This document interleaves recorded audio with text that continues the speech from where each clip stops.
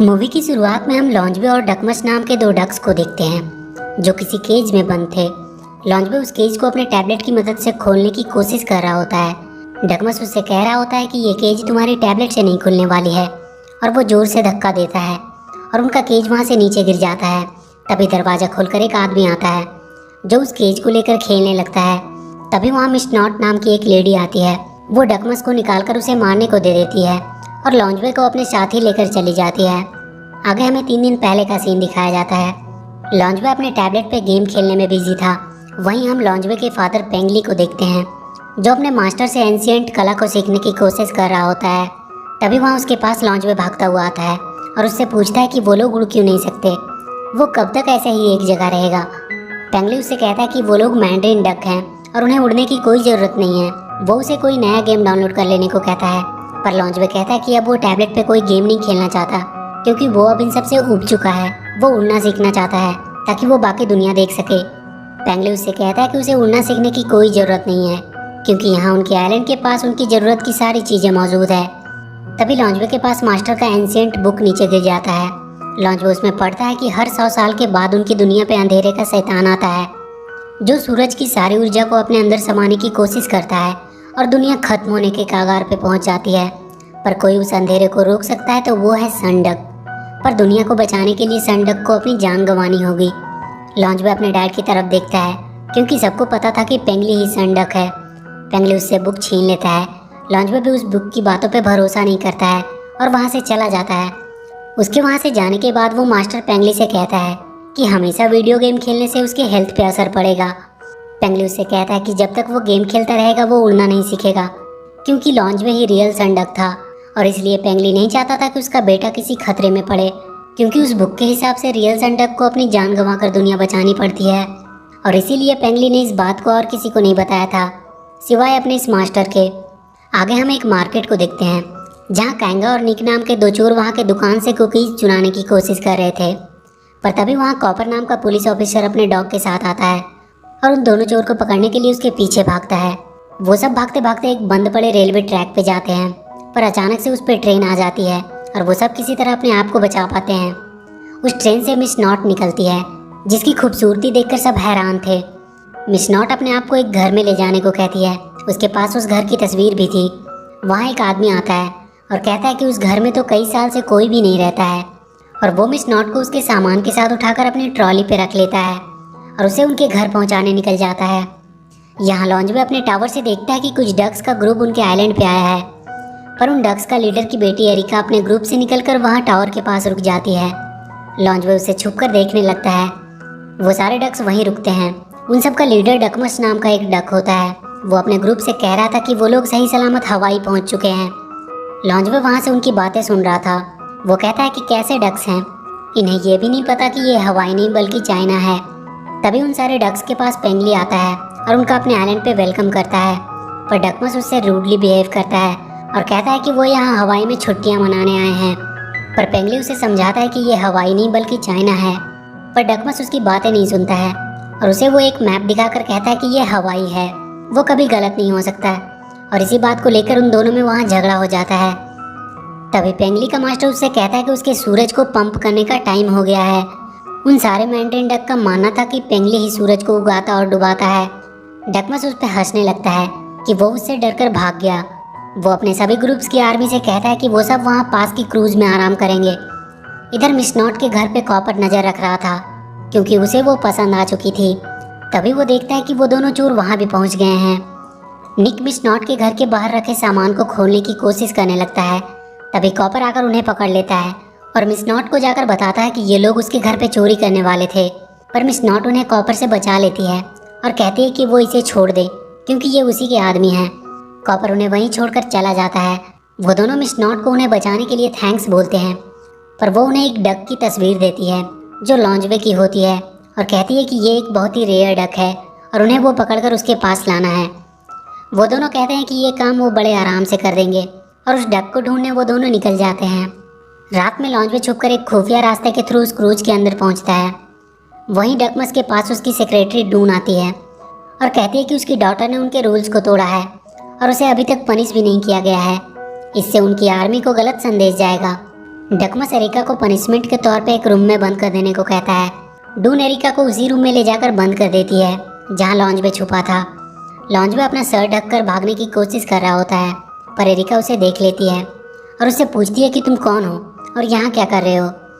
लॉन्जबे उससे कह देता है कि वो उसे यहाँ से बाहर निकालने आया है और वो उस खुफिया रास्ते से होते हुए उसे बाहर लेके आ जाता है। एरिका बाहर आकर बहुत खुश हो जाती है। वो देखती है कि लॉन्जबे उड़ नहीं सकता। लॉन्जबे उसे अपने बारे में बताने लगता है कि कैसे उसके डैड ने उसे उड़ना नहीं सिखाया, क्योंकि वो कहते हैं कि मैंड्रिन डक उड़ते नहीं हैं। एरिका कहती है कि सारे डैड्स ऐसे ही होते हैं, उसके डैड भी उस पर हमेशा चिल्लाते रहते हैं। लॉन्जबे कहता है कि हाँ, तुम्हारे डैड थोड़ा पागल लगते हैं। ये सुनकर एरिका उस पर गुस्सा हो जाती है और वहाँ से चली जाती है। अगले दिन एरिका फिर से लॉन्जबे के पास आती है। वो लॉन्जबे को उड़ना सिखाने लगती है, पर लॉन्जबे की पहली उड़ान काफ़ी निराशजनक रहती है, पर वो अपनी तरफ से पूरी कोशिश कर रहा होता है। इधर वो दोनों चोर लॉन्जबे की तलाश करते करते उनके आइलैंड के बहुत करीब आ गए थे, पर वो आइलैंड चारों तरफ से पहाड़ से घिरा हुआ था, इसलिए वो लोग एक जगह पे बॉम्ब लगाकर उसे तोड़ने का सोचते हैं। लॉन्जबे एक बार फिर से उड़ने की कोशिश करता है और उस टावर से कूद जाता है। वो सच में अब उड़ पा रहा था। वो तेजी से उड़ने लगता है और जाकर वहाँ जोर से पहाड़ से टकराता है।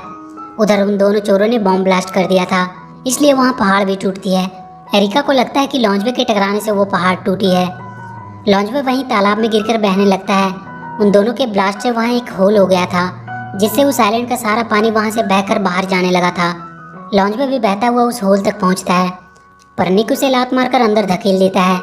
लॉन्जबे फिर से हवा में ऊपर उड़ने लगता है। एरिका भी उसके पास आ जाती है। वो दोनों अब बहुत खुश थे। वो दोनों वहाँ से देखते हैं कि उनके आइलैंड का लेक का पूरा पानी सूख गया है। लॉन्जबे को भी लगता है कि उसने टक्कर मारकर पहाड़ में होल कर दिया और सारा लेक उसके थ्रू बह गया। लॉन्जबे एरिका से कहता है कि वो कब से उड़ना चाह रहा था, पर हमेशा उसके डैड मना कर देते थे। एरिका कहती है कि वो लोग साथ में कहीं और भाग सकते हैं और दोनों साथ में जाने लगते हैं, पर लॉन्जबे तुरंत वापस आ जाता है और कहता है कि वो अपने डैड को ऐसे छोड़कर नहीं जा सकता। एरिका भी वापस अपने डैड के पास चली जाती है। अगली सुबह जब डकमस नहाने के लिए तालाब में छलांग लगाता है तो वो देखता है कि तालाब तो पूरा सूख चुका है। वो गुस्सा हो जाता है और पेंगली से लड़ने लगता है। वो दोनों एक दूसरे को इसके लिए जिम्मेदार मान रहे थे। वो दोनों अपने साथ के डक्स को लड़ाई के लिए तैयार करने लगते हैं, पर लॉन्जबे अपने डैड और बाकी सभी को बताता है कि लेक उसकी वजह से गायब हुआ है, क्योंकि उसने वहाँ के पहाड़ में टक्कर मारकर एक होल कर दिया था। उसके पास एरिका आती है और उससे कहती है कि वो उसके साथ है। तभी वहाँ डकमस भी आता है, जिसे देखते ही पेंगली उसे एक लात मारता है और वो सीधा उस लेक में गिरने लगता है। जहानी कुछ होल के थ्रू अंदर आकर डकमस को पकड़ लेता है और उसे अपने केज में बंद कर देता है। एरिका डकमस को बचाने के लिए जाती है। तभी एक डक देखती है कि लॉन्जबे के सीने में सन का साइन चमक रहा है। वो कहती है कि ये तो सन डक है, मतलब अब तक पेंगली ने उन्हें बेवकूफ़ बनाकर रखा कि वो सन डक है। उसका मास्टर सबको बताता है कि उसने ये सब लॉन्जबे की जान बचाने के लिए किया था। लॉन्जबे भी एरिका की मदद करने के लिए उसके पीछे जाता है। वो दोनों चोर डकमस को लेकर मिस नॉट के पास आ जाते हैं। लॉन्जबे और एरिका भी उसका पीछा करते करते उसके घर तक पहुंच गए थे। मिस नॉट डकमस को देखकर उन दोनों पे गुस्सा करती है कि ये वो डक नहीं है जिसे वो लाने बोली थी। तभी उसकी नज़र वहाँ लॉन्जबे पे पड़ती है और वो उसे पकड़ने के लिए जाती है। वो उसे भी पकड़कर डकमस के साथ ही बंद कर देती है। इधर पेंगली अपने बाकी सभी डक से कहता है कि उन्हें लॉन्जबे को बचाने के लिए जाना होगा और वो उन सबको उड़ना सिखाने लगता है। मिस नॉट सनराइज होने से पहले अपनी एक खास मशीन को रेडी करने लगती है और इधर कैंग उन डक्स के साथ खेल रहा होता है। तभी उसके पास मिस नॉट आती है और डकमस को उसे मारने के लिए देकर लॉन्जबे को अपने साथ लेकर चली जाती है। एरिका भी अपने फादर के सभी आर्मी डक से उन्हें छुड़ाने के लिए उनकी मदद मांगती है। कैंग इधर डकमस को मारने वाला होता है, पर डकमस किसी तरह अपने आप को वहाँ से छुड़ा लेता है और वो कैंग को वहाँ उसकी रस्सी से बांध देता है। मिस नॉट अपने घर के ऊपर अपना मशीन सेट करने लगती है। उसका एंटीना सूरज की ऊर्जा को खींचने लगता है। डकमस को बचाने के लिए एरिका बाकी आर्मी को लेकर उसके पास पहुंच चुकी थी। पेंगली भी अपने बाकी सभी डक्स के साथ वहां आ चुका था। वो सारे डक्स मिलकर उस पर हमला कर देते हैं और पेंगली के एक तीर से मिस नॉट का असली चेहरा सबके सामने आ जाता है। वो एक बहुत ही बूढ़ी औरत थी और वो वापस से अपनी जवानी पाने के लिए सूरज की सारी रोशनी को खींच रही थी, जिसमें उसे संडक की बलि देनी थी। पेंगली और उसके सारे डक मिस नॉट के सामने बहुत कमज़ोर पड़ रहे थे। तभी डकमस भी अपनी आर्मी के साथ मिलकर उसके ऊपर हमला कर देता है, पर वो अंदर चली जाती है और अपने सर पे एक मशीन लगा लेती है, जिससे उसे सूरज की ऊर्जा मिलने लगती है। वो वापस से जवान और सुंदर होने लगती है। लॉन्जबे भी उस केज के साथ ही वहाँ से भागने की कोशिश करने लगता है, पर वहाँ के एक तार से बिजली के झटके लगने से उसका केज टूट जाता है मिस नॉट उसे पकड़ने लगती है।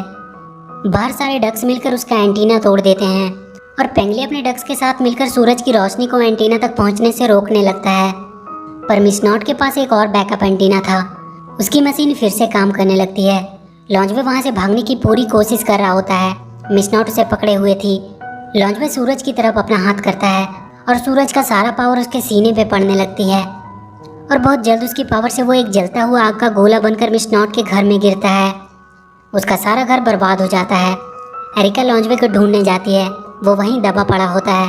सब सोचते हैं कि वो मर चुका है, पर लॉन्जबॉय जिंदा था। एरिका उसे गले लगा लेती है, पर वो मास्टर कहता है कि ये कैसे पॉसिबल है।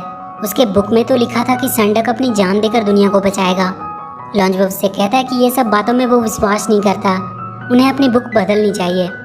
आगे हम देखते हैं कि कॉपर मिस नॉट से मिलने आया है, पर मिस नॉट अब एक बूढ़ी औरत लग रही थी, पर फिर भी कॉपर को वो सुंदर ही लग रही थी और वो उसे अपने साथ डेट पे आने का पूछता है। और इसी के साथ ये मूवी यहीं खत्म हो जाती है। तो वीडियो अगर अच्छी लगी हो तो please do like and share the video and please subscribe to my channel and press that bell icon.